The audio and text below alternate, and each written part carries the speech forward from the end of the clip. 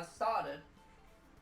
You can't see it, but I can see it. I've started sanding, got the tape there, got to get the paint, and then I can start working my way around, and then we can get the glass cabinets built.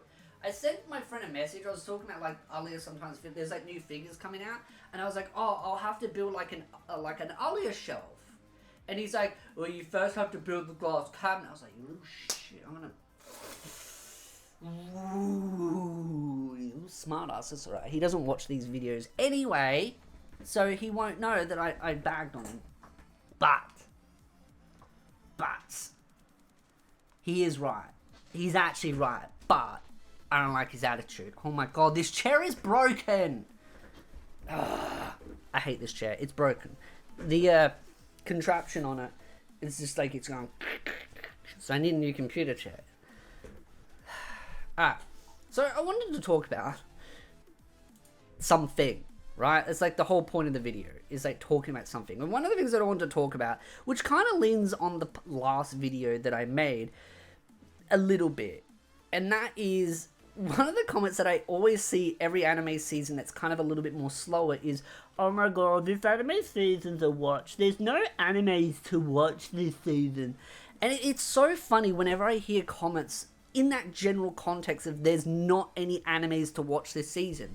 Because from a content creator's perspective, I see the two different types. It's like the viewer base, or just the general consumer that isn't a content creator, they're generally just looking for the next series to jump on that is part of the relevant conversation. Like, they have to watch everything that's coming out, or at least the main heavy hitters, to stay part of, like, it's like FOMO. Like, they don't want to miss out on the conversations and what's the cool thing to talk about on social media so that they can get their, like, 2 minutes of attention. Thank you, person on a green bike driving down the street. And then you've got content creators who are more focused on the viewership, and that's what I mean, like the core value system, is that they're so focused on making sure there's enough animes that are heavy hitters that they need to be able to get as many clicks as possible. And a great example is like this anime season, which I think I've seen some people say this anime season's like a bust and a dry, and I'm like, really? We've got some really good ones. Like, I'm not watching One Punch Man or One Frame Man. I actually want to make a video about the drama more than I actually want to watch it, because I think the drama is hilarious, and I think there are some content creators that are really mentally unstable right now that need to go on a long break and get some help. But I have a feeling if I say something, they're just going to flail out and go blah, blah, blah, blah. So it's like, ooh, that's a fun one. And you got like My Hero Academia final season. You got some cooking stuff going on, some more isekai junk food all amongst them. I was pointing over here, but that's not. Oh, my head's in the way anyway. Yeah, that's not an isekai, but yeah. And you got your villain. I love this. I call this One Punch Girl. I actually did do a video on my analysis channel, but I want to wait for this to finish fully airing, and I'm gonna do like a proper review on it, along with this one as well. So at some point, I actually want to fully watch that and review that as well, because that's one of the things that I want to do with my reviews, is make sure I watch them all, which I do anyway, but it's just because this anime season's been a bit of a mess for me. I haven't really done as many first impressions, which I will make sure to do next season on some of the series that I find interesting, but there's a bunch that I want to do reviews on when they finish airing. But for me, this anime season's pretty good. There's like a couple of good gems in there throughout them. But I always see these comments and remarks of like, oh yeah, this season's a bust. And it's like, what? Because there isn't like heaps of heavy hitters every time. And that's the thing. Like, every now and again you get it. Because this is the thing. As a content creator, the focus is on the next 3 months. You know, there's 4 seasons or 4 cores in a year. So if you don't get a good season and it's kind of like a bit of a more drier period, they really freak out, because that's 3 months, that's 1/4 of a year that you've got a more lower amount of views. So that's like 3 months of low income to them. But because they're so fixated on chasing that treadmill, that's the problem. They've got to chase those views, and they become a slave to the algorithm and to the system of constantly chasing the next FOMO show. And that's one of the things that I hate about being a content creator, is because, like I said in the last video, that I get to that point, is that your core values change when you go from just a consumer to a content creator. But as I mentioned before, there are many fans that are just chasing the FOMO trend. But that also comes down to the fact that a lot of them are on social media trying to stay in the relevant conversations. They don't want to go to old animes and talk about old shows and old forms because, well, those are kind of dead. They want that constant, like, attention. And it's like, that's just kind of sad. That's why I sometimes like going back and rewatch. And that's what I do. Whenever there's a quiet anime season, I just go back and rewatch some old stuff or go catch up on some stuff that I fell behind on. Just different. And there's also mangas and light novels that I read. I've got to catch up on Moonlit Fantasy, Apothecary Diaries, and the new volume of Alya Sometimes the Feelings in Russian just came out on the 11th of this month. So I want to get up to date on that. So there's always something for me to consume. But that's the problem, is that people only want to consume what the current relevant trending thing is. And so if it's a quieter season, they freak out and go, oh no, everything's doom and gloom. It's just like, I feel like they make their own problems and then they try and blame other people for a problem that they create for themselves. And I think content creators are the same, but I'm more sympathetic to content creators. I know that sounds horrible, but I'm more sympathetic to them because they're a slave to an algorithm that is forcing them to behave in a certain way because otherwise they lose their income, which is why making YouTube your main source of income is a recipe for disaster. And that's why you end up getting a lot of them begging people to go to the Patreon, where they will shove it in the end of their videos. They'll constantly remind you about it. They'll put it in every location they can think of. And I don't necessarily, but it's like, that's the problem.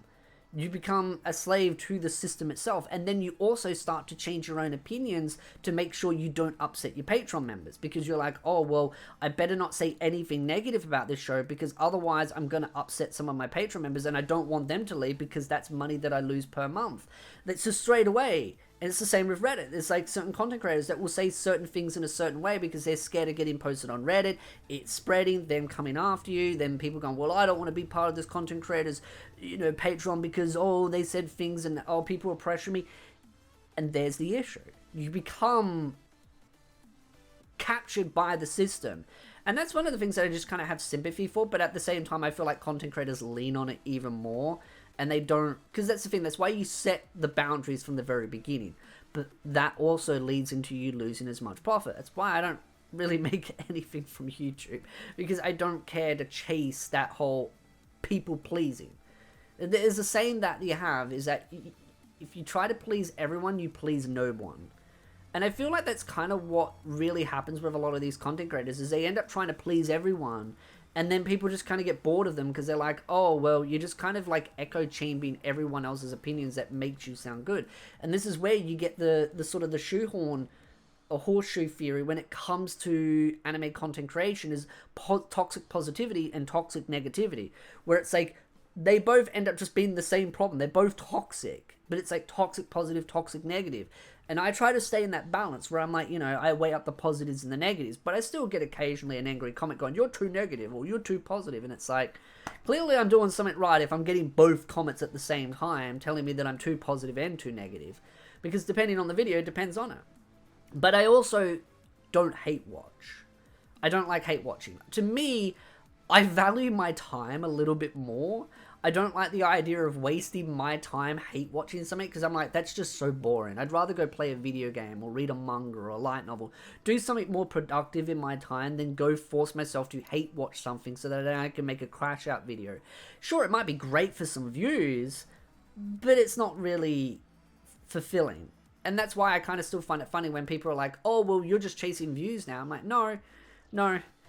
I plan to make actually a meme video at some point actually on the channel where it's basically saying, you've changed, and it's just me going, yes.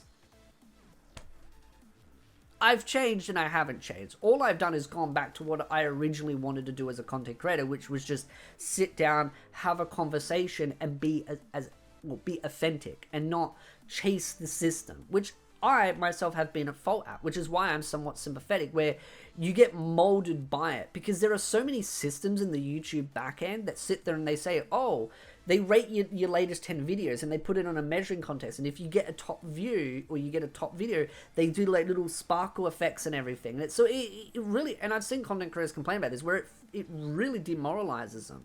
And so I know I'm a bit off tangent, but it forms back to this entire point, is that because of how the system is built, how the community is built, if an anime season is quiet, people just, boom, lose it. They can't handle it. So I'd love to know your thoughts in the comment section down below. What do you think of this? Like, from your perspective, do you fall into that FOMO thing? Do you go on social media constantly chasing the latest series because you want to stay part of the conversation? Many Twitter accounts do that, but I think even some Twitter accounts are starting to burn out. That's why I just meme. I just try to have fun in life. Life is just too short to just become a sort of a slave to an algorithm. So I do actually... On the note, before I end the video, I do want to start reading the mangas for Frieren before it, well, I want to read it before it airs anyway, and really I want to make a proper deep dive video, like a really big deep dive. Sort of like how I did with the Dance of the Vampire Bund, but I need to read the manga. So at some point, it's either A, I read them online, or I go buy the physicals. I kind of want the physical. I prefer to have physicals, but I would love to get my hands on the mangas or read the mangas and actually do a proper big deep dive on it, because I've constantly been told, I know I'm way off tandem here, but I've been constantly told that like anime only fans don't understand what happens later on, and even with season 2 I kind of still really want to get into the manga. So at some point I might actually read it and do a massive deep dive, like an hour plus long video, really diving into the core aspects of the story, going through even season 1, what would be seen as season 2, and beyond that as best as possible. So if that is something you want to see, I will say right now, I will pull it up, because I am such a professional person, because apparently I don't make anime content anymore. Go check out this channel. I will do it over there. See these two bad boys. 58-minute long Dance of the Vampire Bund. I'm going to keep gushing over it because the author actually shared a video, so I'm very proud of myself. But they're much more higher quality edited, more deep dives, and that's something that I want to keep doing. Short forms are still something I want to do, like general reviews and stuff like that, but I'm just trying to add more quality into the content and a more interesting conversation. It means that the videos don't do as well on the algorithm, but I don't really care. I'm just tired of it. I'm tired of the whole system. So if you want that kind of content, go consider checking it out. Go to my page. No, I do actually have one.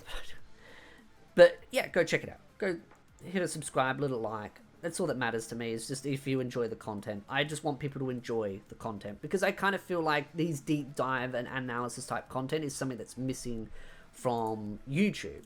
And that's why I'm saying what I'm saying now, is where it's like I kind of miss those old days. And rather than just whining about it, which I am doing, I'm whining about it, but I also want to do something about it. If I have the power to do something about it, I'll do something about it. Because I feel like whining about something and having the power to do something about it and not doing something about it is stupid. Now, if you're whining about something and you have no power to do something about it, well, that's also fine, because you don't have any power. You're just whining. It's fine. But I hate the idea of whining, having the power to do something. Oh, yeah. See, perfect. So, yeah. But, like I said, having the power to do something, I think, is important. And that's what I want to do. So, again, love to know your thoughts in the comment section down below. If you like this video, hit the like, subscribe, and I'll see you beautiful nerds in the next video.